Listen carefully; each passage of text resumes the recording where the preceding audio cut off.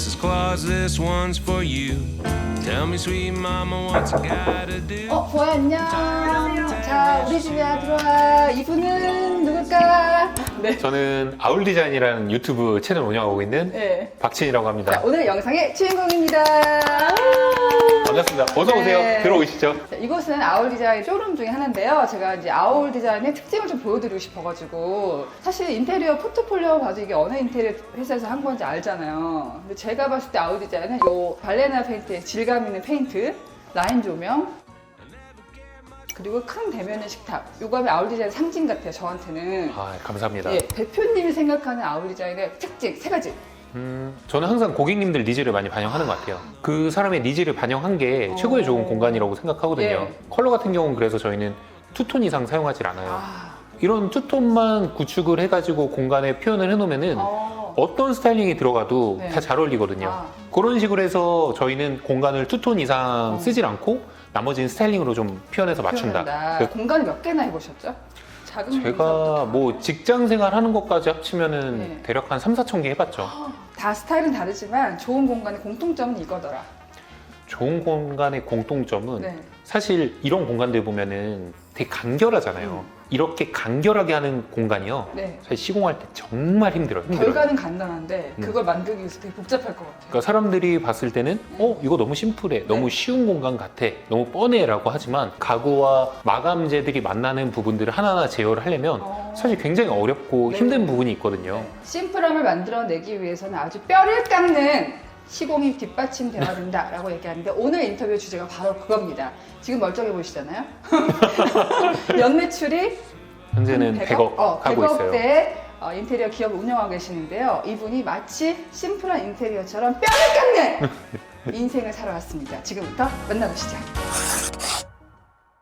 네, 이렇게 멋진 공간을 디자인한 대표님 소개합니다. 자기소개 부탁드릴게요. 네, 안녕하세요. 저는 아울디자인이라는 유튜브 채널과 아울디자인이라는 회사를 운영하고 있는 박진이라고 합니다. 네, 얼마 전에 이 감사합니다. 책도 내셨습니다. 예. 자, 박진 대표님을 거의 다 많이 아시지만은 그래도 모르는 분들을 위해서 인생이 파란만장하셨잖아요. 짧게 요약해줘 말씀해 주신다면요. 저 같은 경우는 지금 인테리어 한 지 10년이 좀 넘었어요. 근데 여기까지 오는 과정이 정말 순탄치만 않았거든요.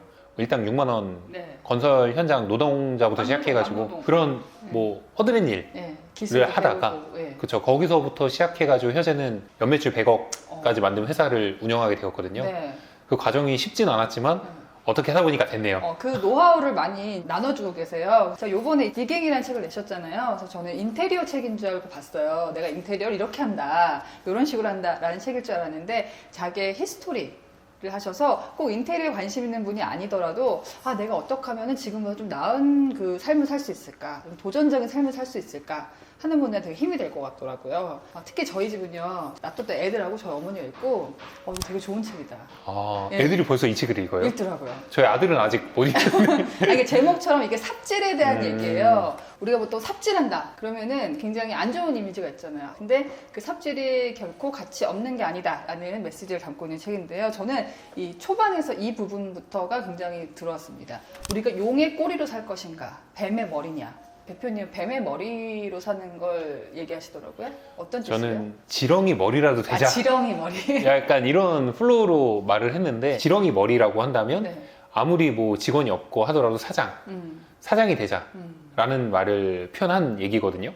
그 사장이란 게 사실은 이 일을 하려면 내가 하나만 잘하면 안 돼요. 인테리어라고 가정을 하면 인테리어만 잘하면 되는 게 아니라 영업도 잘해야 되죠. 마케팅도 잘해야 되죠. 그 부수적인 뭐 회계 처리라든지 이런 모든 것들을 다 알아야 사장이 될 수 있는 거거든요. 네. 근데 그런 것들을 다 알게 되면은 언젠가는 나도 용의 머리로 성장할 수 있다. 그러니까 지렁이 머리부터 돼야지 용의 머리가 될 수 있다. 네, 그런 이야기입니다. 그런 생각을 어떻게 하게 됐어요? 사실 저도 회사를 창업하기 전까지는 되게 많은 과정들이 있었는데 창업하고 나서 사실 더 힘들었거든요. 그러니까 뭐 그 과정이야 뭐 일당 6만 원부터 시작해가지고 다양한 뭐 힘든 과정들이 있었죠.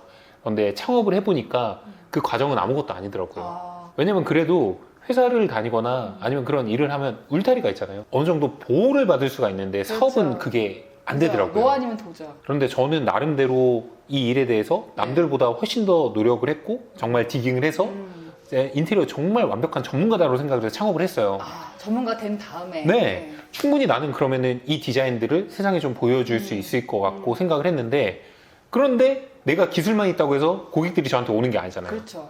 뭐 내가 뭐가 있어야 올 거 아니에요. 그러면서 아, 이게 쉬운 게 아니구나. 쉬운 게 아니구나. 그런 생각을 했죠. 요번에 제가 출판 강연을 해보니까 이런 질문을 많이 하더라고요. 잘하는 걸 할 거냐, 좋아하는 걸 해야 되냐. 뭘 해야 돼요? 나도 지금도 궁금해. 아, 그러세요? 네. 아, 저는 뭐라고 했냐면 네. 둘 다 틀렸다 그랬어요. 궁금해. 어떤 거를 내가 전문가가 돼서 잘하고 인정받고 좋은 페이를 받고 하다 보면 그 일을 좋아하게 된다. 맞아요. 네. 그렇게 되더라고요. 근데 대부분 사람들은 시작조차 제대로 해보지 않고 자기가 전문가 되기도 전에 내가 좋아할 거라고 상상하고 잘할 거라고 상상하죠. 근데 내가 예를 들어 디자인 공부를 너무 좋아했어. 네. 그럼 디자인 내가 일을 시작해. 근데 그 일과 공부는 완전히 다른 개념이잖아요. 조수빈 TV에서 인테리어를 아무리 좋아한다 한들 제가 인테리어 사업을 할 수 있을까? 몰빵해야 할 수 있겠죠. 예. 그렇죠. 막 예를 들어 아나운서를 접고 이제 네, 그렇죠. 완전 이렇게 하시면은 가능은 하겠죠. 네. 몇 년 동안의 네. 시간을 거치면 네. 가능은 하겠죠. 네. 근데 그런 시간들을 사람들은 핑계를 삼아요. 어떻게 핑계를 하냐면 이건 나와 적성에 맞지 않는 거야. 이건 내가 좋아하는 일이 아니야. 라고 어딘가 다른 나의 일이 있을 거야. 그렇죠. 근데 내가 그 분야의 확실한 전문가가 되고 인정을 받고 거기에 대한 수익을 올리면은 그 일을 좋아하고 사랑할 수밖에 없게 되는 것 같아요. 하나의 몰입을 어떻게든 해보면 그 분야의 전문가가 되면 결국에는 인정을 받고 그게 내가 좋아하는 일이 되더라. 와, 감동 느꼈어요. 나 그래서. 근데 거기뿐만 아니라 네. 내가 그 일을 또 본질을 강화시켜서 그 일을 잘하잖아요. 네. 그럼 거기서부터 파이프라인이 생겨요. 돈을 벌 수 있다. 그쵸. 그 돈뿐만이 아니라 네.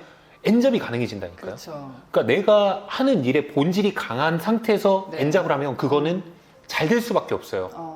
그러니까 제 책에 그런 얘기가 있거든요. 워렌 버핏의 제1원칙이 잃지 않는 투자를 해라. 그리고 제2원칙은 1원칙을 잊지 말아라. 이 원칙이 뭐냐 하면 내가 잘하는 전문가적인 일이 됐을 때는 망하지 않는다는 거예요. 근데 내가 모르는 걸 자꾸 하려고 해요, 사람들은. 내가 맞아. 모르는 거, 해보지도 않은 거. 여러 가지를 시도해보는 건 좋지만 그게 아무거나 하는 건 아니다. 일단 우리 대표님은 끝까지 집요하게 물고 늘어져서 지금 위치에 올랐습니다. 많은 사람들을 만났잖아요. 아무것도 결국에 못 이루는 사람의 특징. 너무 뻔한 얘기이긴 한데 네. 태도가 사람을 가르는 것 같아요. 찔리는 분들 있어요. 네. 왜 태도가 사람을 가르냐 하면 네. 그냥 뭔가 내가 업무를 받잖아요. 네. 이거를 어떻게 생각하냐면 왜 내가 회사 좋은 일에? 왜 남 좋은 일에? 이런 생각하는 사람들이 있어요. 물론 그런 사람들을 존중은 해요. 근데 그런 사람들이 나중에 부자가 되고 싶다고 한다거나 아니면 내가 정말 큰 성공을 이루고 싶다고 한다거나 이런 생각까지 가지면 그건 잘못됐다고 생각해요. 자기가 그렇게 행동하면서 나는 부자가 되고 싶고 성공하고 싶어. 이런 생각하면 전 안 된다고 생각해요. 저는 최근에 그 생각이 들어요. 게으른 완벽주의자. 책에도 나오는데 저거든요. 뭔가 좀 완벽하게 시작해야 된다, 완벽하게 구성되어야 된다는 강박관념 때문에 아직 시작도 못하는 경우. 그게 결국 게으른 거잖아요. 그럼 아무것도 못하죠. 결국엔 시도를 해라. 아무것도 하죠. 시도를 저는 최대한 많이 해야 된다고 생각해요. 예. 저희 유튜브 채널을 보시면은 제가 사실 예전에는 진짜 말도 더럽게 못했어요. 제 옛날 첫 영상 보면요. 진짜 말도 너무 못하고. 제 첫 영상도 그래요. 그리고 제가 유튜브를 지금 4년째 하고 있거든요. 네. 제가 6개월 동안 구독자가 1000명밖에 안 됐어요. 근데 저는 뭘 했냐면 그 디깅하는 습관이 저한테 항상 있었어요. 삽질 끝까지 하는 거. 끝까지 삽질. 어. 그리고 삽질하면 삽질 요령도 생기거든요. 그러니까 매일 밤에 편집을 매일같이 해서 지금 4년째 한 영상씩 올리고 있어요. 매주. 네. 그 꾸준함. 네. 그 꾸준함이 저희 채널을 만들었다고 생각하거든요. 어떻게- 그 꾸준함이 뭐가 생기냐면 네. 제가 6개월 동안 그걸 하면서 뭘 느꼈냐면 실패한 원인들이 생기고 잘 터진 영상이 하나 있었어요. 조회수가 한 2만 뷰 나왔나? 이게 왜 그때는 나왔지? 그게 잘 나온 거였어. 너무 잘 나온 거죠. 네. 제 영상 중에 최고의 조회수가 네. 2만 뷰였으니까 네. 고민하는 거예요. 이런 게 잘 나오고 우리 시청자층이 연령층은 몇 명이고 시청 지속시간 몇 분이고 이런 것들을 계속 DB를 모으는 거예요. 6개월째. 그냥 삽질만 하는 게 아니라 그 와중에 데이터베이스를 모으는 거다. 계속 데이터베이스를 모으다 보면은 네. 이렇게 하면 되겠다. 감각적으로. 라는 생각들이 생겨서 잘 되는 확률이 높은 것들을 올리기 시작하니까 6개월 동안 1000명이었던 게 1년 만에 10,000명이 됐거든요. 맞습니다. 그러니까 모든 성장은 퀀텀 점프로 올라가는 거지 요렇게는 아니더라고. 이렇게는 아닌 것 같아요. 항상 제이곡선을 그리면서 네. 성장하는 것 같아요. 우리가 그래도 언니 좀 잘난 척해도 될까? 각 분야에서 성공한 사람들이다 보니까 굉장히 잘 통하네. 이걸 저는 액션주의자, 리액션주의자라고 얘기를 하거든요. 네. 제가 러브하우스라는 컨텐츠를 유튜브에서 올렸어요. 그게 뭐냐면은 어려운 사람들을 대상으로 무료로 인테리어를 해주는 그런 영상을 제작을 했는데 이거 제가 했을 때 많은 인테리어 회사 대표님이 저한테 하는 얘기가 야 그거 내가 옛날부터 기획했던 나 건데 옛날에 저거 하려고 그랬는데. 그런 분이 6분이 계셨어요. 근데 제가 지금 러브하우스 한 지 2년 됐거든요. 네. 그 6분 중에 하는 지금 사람은? 러브하우스 한 번이라도 하는 사람 한 명도 없어요. 되게 중요한 포인트입니다. 그러니까 말은 쉬워요. 네. 누구나 말은 너무 쉽게 하고 남들의 어떤 성장이나 성공을 비아냥거리는 사람들이 되게 많아요. 그런데 그런 사람들은 결국에 성취를 못해요. 비아냥거리기만 하니까. 저도 되게 공감하는 게 저 옛날 영상 보면 정말 부끄러운 거 되게 많거든요. 근데 이렇게도 해보고 저렇게도 해보다 보니까 저도 좀 이렇게 뭔가 이렇게 하면 되겠구나 라는 생각이 들더라고요. 박지은 대표님과 함께 성공의 전략, 디깅에 대해서 배워보고 있습니다. 자, 우리 박지은 대표님이 지금은 성공한 사업가입니다. 네, 일당직을 하셨잖아요. 매일 뭐 어디서 일당직을 해 거짓말하고 있어 이런 사람 있거든요. 이렇게까지 고생해봤다. 근데 성공이라는 단어가 되게 부끄럽긴 한데 저는 아직 멀었거든요. 이제 시작이라고 생각해서 좀 부끄럽긴 한데 옛날 기준으로 보면 성공한 거죠. 옛날의 기준으로 하면 너무 내가 달라졌죠. 생각했던 삶이 것보다. 완전히 바뀌었죠. 네. 저는 목공 기술을 배우려고 일을 시작했거든요. 근데 목수분들이 쉽게 그 기술을 가르쳐주지 않아요. 딱 들어가면 하는 일이 허드렛 일만 시켜요. 문짝이랑 문틀만 전문으로 시공을 하는 데인데 저는 문짝 문틀을 제가 세울 수 있는 기술을 가르쳐 줄 줄 알고 일을 한 거예요. 근데 집만 아침 6시부터 시작해가지고 저녁 7시까지 집만 상하차 같이 그거 엄청 힘들다 그러던데. 뭐 전문이긴 한데 네. 너무 잘하긴 하는데 지금도 잘합니다. 제 철거 영상 보시면 아실 거예요. 잘하긴 하지만 맨날 힘들죠. 이런 일만 하니까 힘든 것보다 그냥 기술 배우고 싶은데. 네, 기술을 배워서 나도 뭔가 제가 연봉이 그래도 5천만 원이나 받았는데 원래 이걸 직장에서. 네, 이걸 포기하면서 제가 뭔가를 이루려고 한 거잖아요. 그럼 기술을 배워야 되는데 맨날 이런 시간들이 지속되는 게 내 스스로가 뭔가 그쵸. 피폐해지더라고요. 그야말로 삽질이죠. 그래서 내가 어떻게 하면 기술을 배울 수 있을까 이런 고민을 할 때가 있었고 그리고 인테리어 회사 다닐 때 대부분 인테리어 회사가 감리를 볼 것 같잖아요. 현장에서 딱 멋있게 펜 딱 그려가면서 이거 이렇게 하세요. 청소가 대부분이고요. 짐 날라야 되고 그리고 목공하면은 인건비 아껴야 돼가지고 목공 따라서 같이 해야 돼요. 회사가 작으면은. 그래서 그런 일부터 시작해서 철거도 제가 직접 다 했거든요. 그런 일 할 때 약간 자존감도 그랬고 떨어지고. 자기감도 되게 많이 빠졌죠. 제가 책에서 되게 충격적으로 본 게 수전 공사를 배우시다가 쇠몽둥이로 머리를 맞으셨대요. 뇌가 울릴 정도 고통에 밀려와서 얼마나 아픈지 수치심이나 모멸감을 느낄 사이도 없었다. 그런 일 많죠. 그런 일 많죠. 지금 요새는 안 그래요? 요새는 안 그런데 지금 10년 전만 해도 현장이 되게 뭐라 그럴까 전쟁터였어요. 수전에서 이렇게 조이는 부분이 있는데 그거를 조이는데 제가 그거를 잘 못 조였다고 네. 그거 가지고 머리통을 막 이렇게 세게 친 건 아니고 툭툭 2번을 쳤는데 아플 것 같아요. 너무 아프죠. 멍하죠 머리가. 근데 그때 굉장히 수치스러웠지만 그걸 느낄 수가 없어. 아파서. 배워야 되니까 또 그래도 참았어요. 어떻게 해요? 뭐 참아야죠. 배워야 되는데. 근데 여기서 내가 화를 못 참고 막 싸우고 도망가는 사람이 있잖아요. 물론 부당한 것에 대해 항의하는 게 맞는데 여기서 그걸 느끼셨나 봐요. 도제식 교육이 폐해가 있다. 그래서 지금 아까도 말씀하셨지만 지금 인테리어 사업 하시지만 굉장히 시스템화하는 것에 좀 집중을 하시더라고요. 혹시 그 경험이 사업을 할 때 그런 영향을 미쳤을까요? 저는 좀 남들과 달랐던 저만의 전략이 있었어요. 뭐였냐면 이런 사람들을 어쨌거나 관리하는 디렉팅하는 인테리어를 하기로 마음을 먹었잖아요. 그래서 제가 했던 건 결국에 견적. 내가 얼만큼 쓰고 얼만큼 남았는지를 매일같이 분석을 했어요. 예를 들어서 32평 아파트 하면 문짝을 몇 명이 몇 사람이 세우는 인건비들을 계속 계산하고 계량화하고 수치화하고 네, 그런 자재에 대한 금액 또한 데이터베이스로 만들었어요. 집에 가서. 집에 가면 힘들죠. 쓰러져서 자고 싶죠. 근데도 1시간씩 계속 그걸 했어요. 그걸 3년을 하니까 눈 감고도 견적이 나오는 거예요. 눈 감고도 시링이 보이는 거예요. 그러니까 저만의 무기를 하나 만든 거죠. 저는 이런 식으로 저만의 타이탄의 도구들을 계속 모았던 것 같아요. 비슷한 얘기인데 여기 되게 재밌는 실험이 하나 등장합니다. 도자기를 A그룹과 B그룹에 나누라고 지시를 내리는데 A그룹에는 야 퀄리티 있는 거 작품 만들어봐 라고 얘기하고 B그룹에 무조건 많이 만들어 라고 실험을 했더니 오히려 독창적이고 좋은 도자기가 B그룹에서 나오더라 라는 실험이 예로 나오거든요. 본인의 경험 얘기인가요? 저는 마스터피스는 많은 시도와 경험 속에서 나온다고 생각해요. 무조건 많이 해봐라. 많이 만들다 보면 뭐가 맞고 틀린지를 빠르게 알게 돼요. 그럼 좋은 거를 할 수 있는 나의 디폴트 값이 높아질 수밖에 없거든요.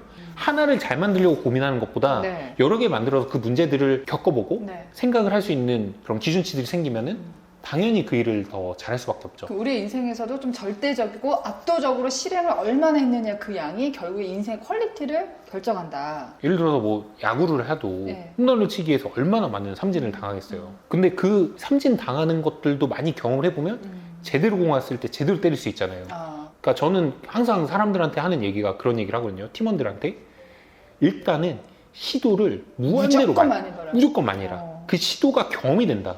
그 경험이 풍부해지면 그게 지혜가 돼서 너의 디폴트 값이 높아질 것이다. 그렇기 때문에 시도를 미친 듯이 해야 된다. 그러니까 인생의 삽질도 의미가 없는 게 아니군요. 근데 그 삽질을 끝까지 해야겠다, 그렇죠? 내가 뭘 득도할 때까지. 그거는 삽질이 왜 저는 중요하다고 생각하냐면 네. 우리가 한 우물을 파잖아요. 우물을 팔 때 얇게 파면 여기까지밖에 못 파요. 근데 넓게 파면 깊게 팔 수 있거든요. 그러니까 여기저기 삽질을 많이 해서 깊게 파라는 거예요. 그래야 깊이 팔 수 있어요. 넓게 파야. 네, 저는 각자의 포도나무를 키운다고 생각을 하거든요. 그 과정이 되게 힘들어요. 왜냐면 비바람 올 때는 막아줘야 되고 씨 뿌리고 거름 주고 키우는데 시간이 굉장히 오래 걸리고 투자도 많이 필요하거든요. 네. 근데 이 나무가 자라나면은 매년 좋은 포도를 먹을 수가 있어요. 그렇죠. 많은 사람들이 나무를 키우는 과정 동안 너무 배고프고 힘드니까 포도를 사 먹어요. 맞아. 사 먹으면 그 나무가 자라는 동안 투자를 못 하잖아요. 그러면은 그 포도나무가 점점 키워지는데 늦어지거나 결국에 그 포도나무를 못 키우는 사람들도 많을 거예요. 그럼 나의 목표는 나만의 포도나무를 키우겠다는 목표가 한 가지씩 있었으면 좋겠다. 내 본질. 네, 맞습니다. 그건 내 본질이 인테리어, 확실히 있어요. 공간에 대한 것 같고. 맞습니다. 예, 받는 만큼 일하려고 하는 친구들이 많아요, 요즘에는. 많죠. 예. 그 생각을 버리라고. 사실 그런 사람도 있어야죠. 네. 있어야죠. 왜냐면은 그게 저는 나쁘다고 생각하진 않아요. 그 워라밸을 즐기면서 자기 삶을 뭐 그 적정한 임금으로 이렇게 살아가는 게 그리고 뭐 나쁜 건 사장님이 아니잖아요. 열정페이 강요하면 안 되잖아요. 그것도 잘못된 거고요. 네. 다만 제가 좀 젊은 친구들한테 해주고 싶은 얘기는 뭐냐면 받고 싶은 만큼 내가 일을 하다 보면 기회들이 찾아오는 것 같아요. 그리고 그 기회들을 통해서 내가 성장을 하게 되면은 네. 내 몸값의 가치가 점점 올라가는 것 같더라고요. 그래서 내 가치를 내가 높이는 거고 내가 회사를 위해서 일하는 게 아니라고 저는 생각해요. 나를 위해 일하는 거지. 근데 많은 사람들이 난 이 회사를 위해 일하고 있고 이 사람들한테 조금만 손해를 보면은 안 되게 돼. 아쉬워해요. 근데 나를 위해 일하는 거거든요. 나를 위해 일하고 있다. 나를 위해 일한다는 마음을 갖고 일을 하다 보면은 내가 성장할 수 있는 일이 기회들이 괴롭지도 않고. 그럼요, 즐겁죠. 본인이 그런 일 있어. 인테리어 사업하고 손해를 봐서라도 아까 내가 받고 싶을 만큼 일하라고 했잖아요. 사업하면서 의논한 적이 있나요? 제가 3년 전에 그 인테리어 디자인을 좀 양산화했던 적이 있었어요. 양사나. 그러니까 똑같이 붕어빵 찍어내듯이 그냥 막 찍어냈던 네. 적이 있었어요. 그 많이 남을 것 같아 그렇게. 하면. 많이 남죠. 네. 많이 남고 인원이 12명이서 미친 듯이 찍어내니까 네. 그때 돈 많이 벌었던 것 같아요.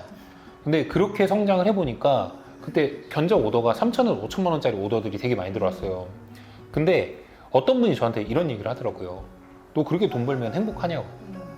너 그렇게 뭐 이것저것 좋은 거 있고 좋은 차 타면 행복하냐고. 그래서 저도 가만히 생각을 해보니까 내가 일단 6만 원에서 여기까지 왔는데 이렇게 해보면 좋아서 저도 해본 건데 근데 그 뭔가를 구매하면서 채우는 것들이 저의 그 공허함을 채우지는 못하더라고요. 그래서 내가 그러면은 정말 좋은 공간으로 사람들한테 평가를 받아보면 어떨까라고 생각을 해서 5천만 원짜리 오더가 들어와도 제가 거기다가 막 1,000에서 2천만 원을 더 투자를 했어요. 그러다 보니까 당연히 더 좋은 공간들이 나오죠. 공간에 투자를 했더니 1년 동안 마이너스 2억이 났네요. 그럼 어떻게 망하잖아요. 망하지만 그래도 제가 좋아하는 좋은 공간들을 만들어내니까 사람들이 환호하더라고요. 그러면서 3천원, 5천만 원짜리 오더가 억 단위 오더들도 들어오기 시작하면서 회사가 매출이 또 퀀텀 점프를 하더라고요. 그러니까 결국에는 본질을 강화시킨 거죠. 우리 회사가 하는 일이 인테리어 디자인이잖아요. 네. 그럼 인테리어 디자인의 최정점을 만들어야 된다는 고민을 가지고 움직이다 보니까 내가 할 수 있는 제일 좋은 네. 공간을 보여줘야 좋은 손님도 온다. 그러니까 회사의 가치가 확 올라가더라고요. 그래서 이번에도 밀라노에 저희 직원들도 데려가고 작년에도 밀라노 가고 볼로냐 스페인 가고 외국이 계속 나가는 이유가 왜 나가요? 투자를 하는 거예요. 우리가 그런 공간들을 보고 세계적인 시장 안에서 우리 디자인이 얼만큼 더 먹힐 수 있는지를 고민하는 시간들이 되게 중요하다고 생각하거든요. 고민도 좋고 이게 좋은 거 많이 본 분들도 좋은 거 골라내니까 그렇죠. 그래서 그 안에서 더 투자를 해서 성장을 하려는 그런 시간들을 갖고 있는 중인데 그것 또한 우리 회사에서는 또 하나의 도전이라고 생각을 해요. 지금 여러분께서는 지금 인테리어 사업 회사에 광고를 보고 계신 게 아니고요. 그게 커가는 디깅하는 과정을 얘기를 듣고 계시는 거예요. 그런 차원에서 들으셨으면 좋겠는데 이 포인트는 재밌는 것 같아요. 우리가 이제 대학 졸업하거나 해서 고등학교 졸업하든 해서 회사에 들어가려고 할 때 간판을 중시하시는 분들이 있어요. 큰 회사를 들어가려고 몇 번을 떨어져도 계속 거기 매달리시는 분이 있는데 일을 배우기에는 큰 회사보다 작은 회사가 낫다라는 말씀을 하시더라고요. 실제로 또 작은 회사 다녀보시고 큰 회사 다녀보시고 어떤 장단점이 있나요? 큰 회사는 네. 확실히 시스템과 매뉴얼이나 이런 부분들을 정말 많이 배울 수가 있어요. 그런데 어떤 부서 하나에 들어가 너무 크다 보니까 네. 기업이 한 부서에 얽매여 있다 보면 A부터 Z까지 다 알기는 어려워서 사실 사업으로 가기까지는 네. 쉽진 않아요. 근데 만약에 사업을 꿈꾸시는 분이 계시다면 작은 회사가 오히려 정말 다 배우거든요. 예. 다 배울 수 있는 구조가 될 수밖에 없어요. 왜냐하면은 인력이 너무 적고 네. 이 사람들이 다 해내야 되니까. 그러니까 마케팅도 배워야 돼, 영업도 배워야 돼, 상담도 해야 돼, 다 해야 되는 거예요. 네. 근데 그런 것들 하다 보면 내가 할 수 있는 일들이 훨씬 더 많아지죠. 아. 근데 하나의 전문성을 키우려면 대기업이 좋고 네. 내가 만약에 이런 것 저런 걸 두루두루 알아서 사업을 가려면은 작은 회사에 다니는 게 맞는 것 같아요. 본인이 추구하는 거에 뭐에 따라 다르겠네요. 지금 인테리어 업체 그 직원이 얼마나 되죠? 저희는 38명이에요. 38명 큰 편인가요? 주거 쪽에서는 그래도 좀 많은 편으로는 알고 있어요. 지금 이제 사이즈 작을 때부터 키운 거잖아요. 내가 회사가 작았을 때 지금 신경 쓰는 게 어떻게 달라졌나요? 처음에는 네. 제가 정말 A부터 Z까지 다 해야 돼요. 네. 영업도 해야 돼, 상담도 해야 돼, 미팅도 해야 돼, 다 해야 되는데 지금은 다 위임을 해놨어요. 상담도 제가 안 하고 저희 본부장이나 이사들이 해요. 더 좋은 기업으로 가기 위해서 그렇게 만든 거예요. 더 좋은 기업으로, 더 좋은 시스템을 만들기 위해서. 왜냐면은 내가 플레이어가 되면은 이 나만의 문제점을 발견을 못해요.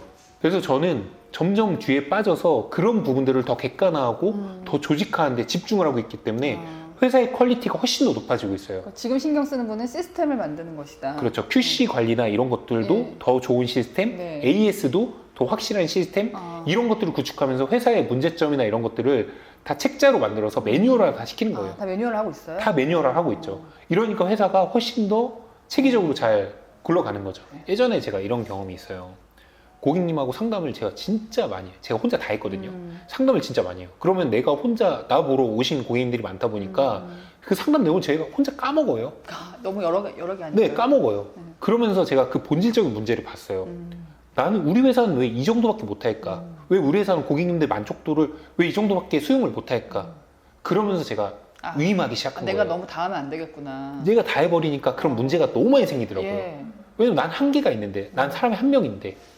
그래서 큰 아젠다만 잡아놓고 나만의 생각을 가진 매뉴얼들을 잡아놓으니까 네. 회사가 훨씬 더 안정적으로 돌아가더라고요. 디깅이라는 단어를요 어떻게 바꾸면 이제 몰입이라는 단어로 바꿀 수 있을 것 같아요. 박지은 대표가 생각하는 디깅의 정의는 뭔가요? 제가 생각하는 디깅의 정의는 네. 한 우물을 파서 전문가가 되라. 전문가가 돼야만 우리의 가치가 앞으로 높아질 수 있다. 네. 디깅 열심히 하다 보면 아까 몫의 손짓이 다른 것처럼 자기만의 감각을 갖게 되고 길을 찾게 될 것이다. 자, 많은 빈동님들이 지금 인생을 살면서 자신만의 특화된 역량을 찾고 싶어 합니다. 예. 그런 분들을 위한 좀 조언 부탁드릴게요. 나는 내가 잘하는 걸 찾고 싶은데 모르겠어. 이런 분들. 사실 지금 어떤 분야의 일을 하더라도 네. 쉽진 않은 것 같아요. 저도 지금 힘들어요. 네. 지금 촬영이 있고 또 촬영이 있고 네. 지금 매일같이 전쟁처럼 어제 휴문데 어린이날 아이랑도 못 놀았어요. 맨날 일만 하고 힘들어요. 힘들지만 네. 내가 하는 일에 대해서 일의 가치를 알고 그 일을 그래도 좋아하면서 끝까지 디깅하다 보면 그 일을 사랑하게 되거든요. 네. 내가 일을 잘하게 되니까. 그래서 그런 경험들을 많이 느끼시면 좋지 않을까 생각을 합니다. 저도 이제 아나운서로 일한 지 20년 정도 됐는데 제가 내린 결론은 그거였던 것 같아요. 내가 일을 사랑하면 일도 나를 사랑한다. 너무 좋은 말인 것 같아요. 그죠? 네, 돈도 그렇잖아요. 내가 돈을 사랑하면 돈도 나한테 나를 온다. 사랑한다. 알겠습니다. 자, 오늘 영상이 도움이 되셨다면 구독, 좋아요, 알람 설정 지켜볼 거야. 오늘은 박치은 대표님과의 인터뷰였습니다. 고맙습니다. 감사합니다. 네.